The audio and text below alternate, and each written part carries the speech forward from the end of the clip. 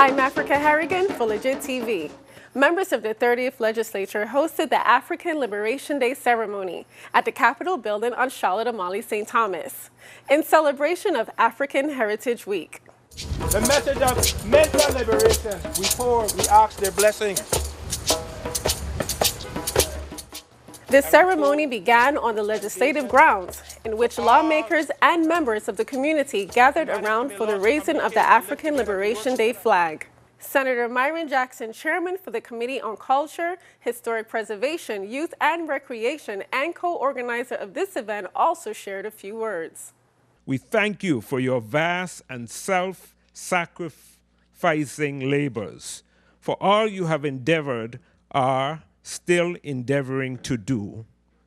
But a long experience and racial instinct tell us that you cannot do what you desire to do, and what you imagine you cannot do on the lines you are pursuing. You cannot Christianize the African in his own country as you were Christianized, or as you Christianize your slaves in America. Here you have to reckon with African customs, hoary, with age, and with racial peculiarities which assert themselves. A white Madonna does not appeal to the natives, nor do the pictures of Caucasian prophets and apostles. The Abenesians do not suffer such pictures. They represent the saints as black. Mohammedan legislated, perhaps from a higher standpoint, for the racial necessity. African Liberation Day is very important to me personally and to us as a people for various reasons. First, it shows the connection that all of us have, because it is very easy for us at times to focus on our differences. But as people of African descent, it is important for us to focus on the thing that binds us and brings us together and let us know that we are one. But second, it also serves as a reminder that though it is very easy for us to focus on our oppression and to focus on the things that went wrong historically, we need to recognize and celebrate those individuals who were liberators, who struggled hard so that you and I could not only be here today, but could enjoy the privileges and freedoms that we have. Our culture is alive today because so many people sacrificed, struggled, died so that that culture could stay alive. And for that, we should be very grateful, and we should always celebrate this day. Dr. Chenzira Davis Kahina was the keynote speaker. I call on all of my sisters, who I identify as Sister Queens, to really step up a notch, because we give birth to all that's manifesting. And that's why I put that charge out to my sisters as queens, first and foremost. To my brothers, the kings, I ask that you really continue to be the stabilizing force that gives us the ability to do the work that we need to do to save our children. Because our survivability, this African Liberation Day piece is beautiful. I love the celebration, I love the clothes, I love the energy, I love the music, I love the sound. If we are not ready to survive this and do the work, the implementation level of work that is required to do this, irrespective of our differences, irrespective of religion, spirituality, class, education, complexion, hairstyle, if we're not ready to do that, then we may as well just lay down and go in the dirt in advance, save the people time from digging and everything else.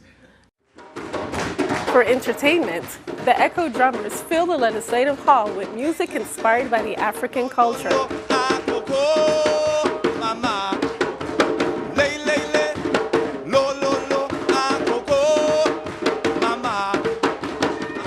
While the queens of the earth dance along to the rhythm of the African beats.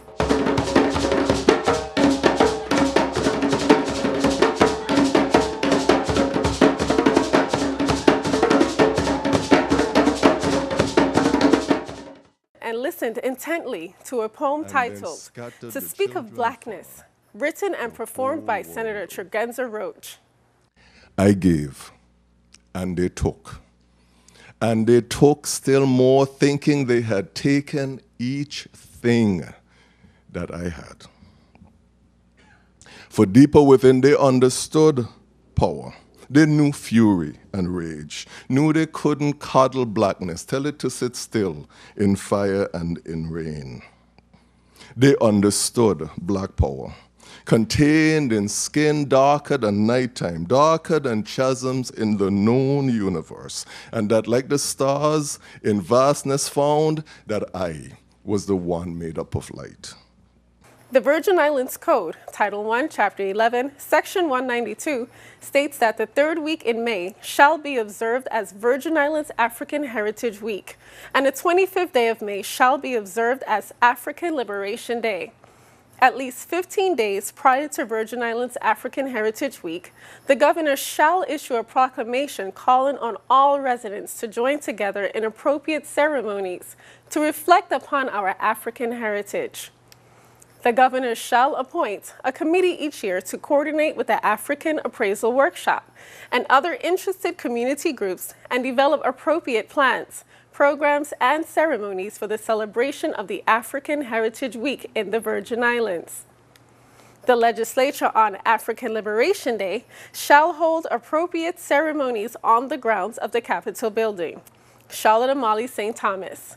Such ceremonies shall include the raising of the African Liberation flag. This particular observance, I think, is good for all the people of the Virgin Islands, whether you're white, you're black, you're Hispanic, whether you're European. In fact, if the native population is happy and content, then everybody else will be content. Don't you believe so? Because if one have and one don't, what happens? That's a crime and so on. You break down a lot of that fear, because then everybody feels a part of something.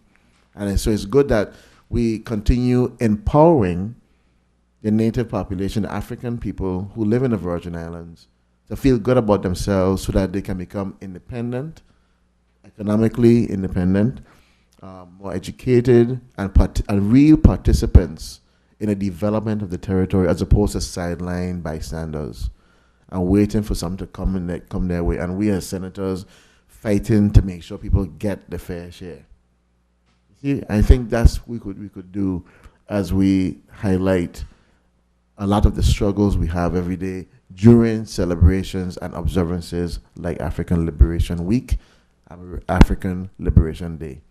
That concludes the special on the African Liberation Day ceremony. I'm Africa Harrigan for Legit TV.